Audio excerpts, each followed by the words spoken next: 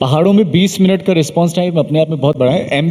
अगर एमपी की तुलना करें तो एमपी इस समय कहाँ पर है, और उनके हेल्थ इंफ्रास्ट्रक्चर की बात करें तो वो कैसे है? देखिए, मध्य प्रदेश में हम स्वास्थ्य के विषय में बहुत अच्छा काम कर रहे हैं। और जैसा धन सिंह जी ने बताया, मैं बहुत बधाई दूंगा धन सिंह जी को और हमारे मित्र पुष्कर धामी जी को कि उत्तराखंड में इतनी अच्छी स्वास्थ्य की व्यवस्था है। पर मध्य प्रदेश में भी हम हमारे माननीय मुख्यमंत्री मोहन यादव जी के नेतृत्व में, जैसा धन सिंह जी ने बताया, मध्य प्रदेश में भी हमने एयर एम्बुलेंस की व्यवस्था की है। और वो सुदूर गांव जहां पर शायद पहुंच बहुत कमज़ोर थी और कोई गरीब व्यक्ति है और उसकी तबीयत खराब होती है, तो ऐसे सैकड़ों लोगों की जान हमने एयर एम्बुलेंस के माध्यम से बचाई है। और आयुष्मान की बात धन सिंह जी ने की। मध्य प्रदेश आयुष्मान के मामले में बहुत आगे है, हेल्थ इंफ्रास्ट्रक्चर के मामले में बहुत आगे है। मेडिकल कॉलेज हम लगातार कर रहे हैं। गवर्नमेंट सेक्टर के मेडिकल कॉलेज में भी हम बहुत तेज़ विकास कर रहे हैं, क्योंकि इसके पहले मैं मेडिकल एजुकेशन मिनिस्टर भी था। हम हमारे सरकारी मेडिकल कॉलेज भी, प्राइवेट मेडिकल कॉलेज भी, और हमने पीपीपी मॉडल पर भी मेडिकल कॉलेज शुरू किया है। हमने दोनों विभागों को एक किया, स्वास्थ्य विभाग और मेडिकल एजुकेशन विभाग मध्य प्रदेश में एक ही है। सरकार की योजनाएं, चाहे वो केंद्र सरकार की योजनाएं हो या राज्य सरकार की योजनाएं, उनको सिंक्रोनाइज करके सुदूर गांव में आम आदमी तक पहुंच हो सके, इसकी पूरी व्यवस्था की है। चाहे वो मातृ मृत्यु दर हो, शिशु मृत्यु दर हो, उसमें बहुत ही अपेक्षाकृत तरीके से बहुत हम नीचे आए हैं। फ्री में दवाई देने में शायद मध्य प्रदेश देश में बहुत अव्वल है। हेल्थ इंफ्रास्ट्रक्चर को लेकर हमने जो काम किया है, हमें बहुत इस बात की प्रसन्नता है कि वो ज़मीन पर देखने को मिला है।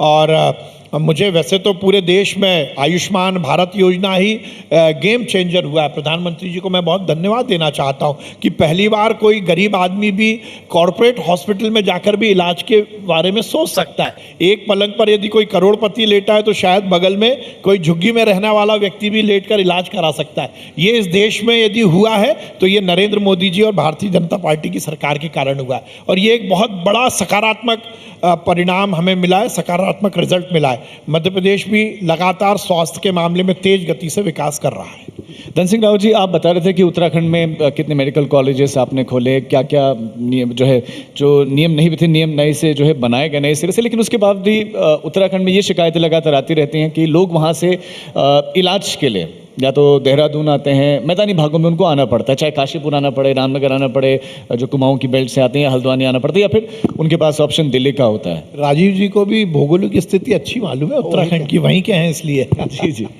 देखिए, ऐसा है कि हम डिस्ट्रिक्ट हॉस्पिटल और उपजिला चिकित्सालय और मेडिकल कॉलेज, ये जो हमारी 3 इकाइयाँ हैं, यहाँ पे हर प्रकार का इलाज हो जाता है। लेकिन हमारे जो आरोग्य मंदिर हैं, जो हमारे वेलनेस सेंटर हैं, जो हमारे छोटे हॉस्पिटल हैं, वहाँ पे 1 या 2 डॉक्टर रहते हैं। तो अगर कोई कहेगा कि साहब यहीं पे डिलीवरी हो जाए तो ये बहुत असंभव काम है। ये पहाड़ के लिए दिक्कत है, ये पूरे देश की भी दिक्कत है। इसलिए कई बार क्या होता है कि आपने देखा होगा कि मरीज़ रेफ़र होता है, तो मरीज़ रेफ़र जब होता है वो भी सरकारी हॉस्पिटल में होता है। लेकिन अब हम ये व्यवस्था बना रहे हैं कि एक ब्लॉक में कम से कम एक छत के नीचे सारी चीज़ें हो जाएं। वहाँ पे रेडियोलॉजिस्ट भी हो जाए, वहाँ पे गायनो की डॉक्टर भी हो जाए, वहाँ पे एनेस्थीसिया भी हो जाए, सारी चीज़ें हैं। तो पहाड़ में से कुछ बना है? तो आपने देखा होगा कि हमारे जो 95 ब्लॉक हैं, वहाँ पे अब सभी जगह ये व्यवस्था है कि अब मैक्सिमम 2% लोग, जो कि अगर बहुत बड़ी दिक्कत हो गई है तो तभी वो रेफ़र होते हैं। बाकी जो है हमारे मैक्सिमम मरीजों का इलाज अब ब्लॉक हेडक्वार्टर में हो जाता है, उपजिला चिकित्सालय में हो जाता है। और मैं कह सकता हूँ कि जब हमारे स्पेशलिस्ट डॉक्टर आ जाएंगे 2 या 3 साल में, तो ये दिक्कतें पूरी हो जाएंगी फिर। और जो पहाड़ में एक बड़ी बात है कि कई बार डॉक्टर रहते भी नहीं हैं, क्योंकि जो पीजी करके बच्चा आता है तो उसको लगता है कि साहब मैं छोटी जगह में क्यों जाऊँ। उनके लिए वहाँ पे कई बार आवास की दिक्कत होती है।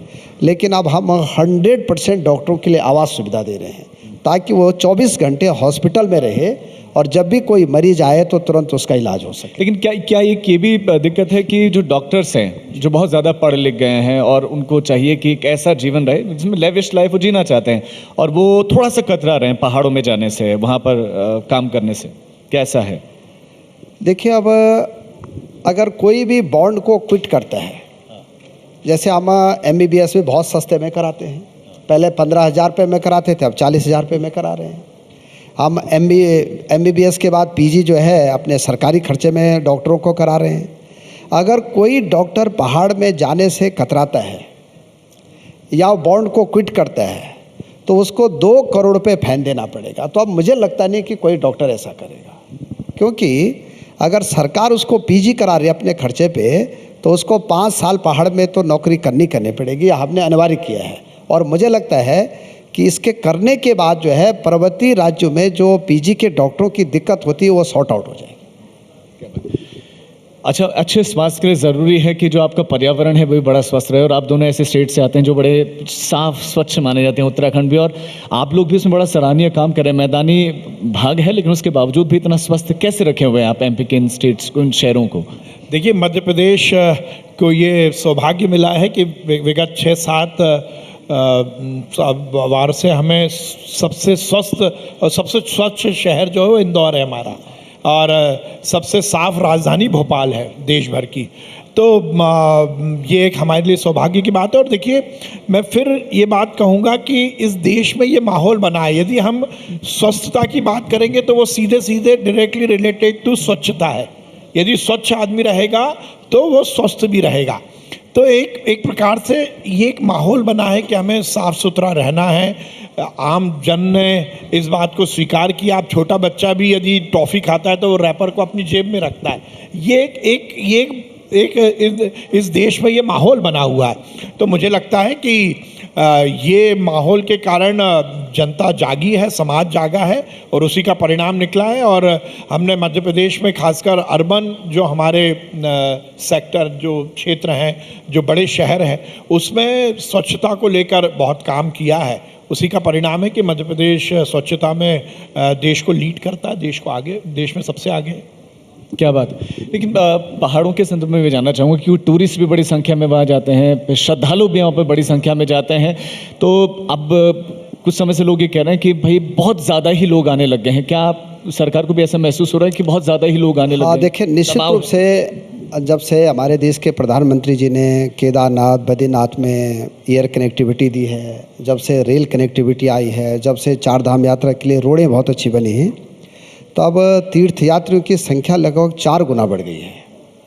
आपने देखा होगा कि हर साल पहले हमारे यहाँ लगभग 40 लाख लोग आते थे, कभी 30 लाख लोग आते थे।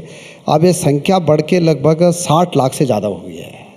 हमारे हरिद्वार में लगभग कुंभ से लेके और हमारे पूरे साल भर में 2 करोड़ से ज़्यादा लोग आ रहे हैं। कुंभ में तो 5 करोड़ से ऊपर चले जाते हैं। तो लोग अब उत्तराखंड में बहुत आ रहे हैं, और उत्तराखंड इसलिए आते हैं, एक तो हमारे यहाँ 4 धाम है, हमारे यहाँ पर्यावरण बहुत अच्छा है, हमारे यहाँ शांति बहुत है। हमारे यहाँ लोग इसलिए भी आते हैं कि वहाँ पे आपने देखा होगा कि लगभग 72% हमारे यहाँ वन भूमि है, 28% हम पे जो है रोड से लेकर और मकान से लेकर कृषि तक के लिए है। बाकी सर्वाधिक अगर वन क्षेत्र कहीं है तो मुझे लगता है कि उत्तराखंड में होगा, या 2-3 राज्य और होंगे। तो इसके कारण हमारे यहाँ बहुत लोग आते हैं। तीसरा, हमारे यहाँ शिक्षा का बड़ा हब है, और चूँकि मैं शिक्षा मंत्री भी हूँ तो आपने देखा होगा कि हमारे राज्य में लगभग 5 लाख से ज़्यादा बच्चे अदर स्टेट के पढ़ने आते हैं। हमारे यहाँ टॉप जो है 10 स्कूल हैं भारतवर्ष की, वो उत्तराखंड राज्य में है। हमारे यहाँ विश्वविद्यालयों में भी आपने देखा होगा कि बहुत अच्छे विश्वविद्यालय में, जो कि रैंकिंग में भी जो है भारत की बहुत अच्छी पोजीशन में है। तो पढ़ाई के लिए भी हमारे यहाँ बहुत लोग आते हैं, और इसके कारण धीरे धीरे अभी लग रहा है कि हमको और अच्छी व्यवस्थाएं वहाँ देनी चाहिए लोगों को। और आपने देखा होगा कि हमारी सरकार भी लगातार इस पे काम कर रही है, हम लोग भी कर रहे हैं, हमारे मुख्यमंत्री जी भी लगातार इस काम पे लगे रहते हैं। और जब से प्रधानमंत्री मोदी जी ने हमको रेल सेवा का विस्तार दिया है, अभी आपने देखा होगा कि आज़ाद भारत में कभी लोग सोचते नहीं होंगे कि कर्णप्रयाग तक रेल चले जाए, लेकिन मुझे इस मन से बोलते हुए बड़ी खुशी हो रही है कि 2026 तक कर्णप्रयाग तक लोग रेल में चले जाएंगे। और एक बड़ी जो है बात हो जाएगी हमारे 4 धाम यात्रा के लिए कि आदमी को दिल्ली से सीधे कर्णप्रयाग तक रेल में जा सकते हैं लोग।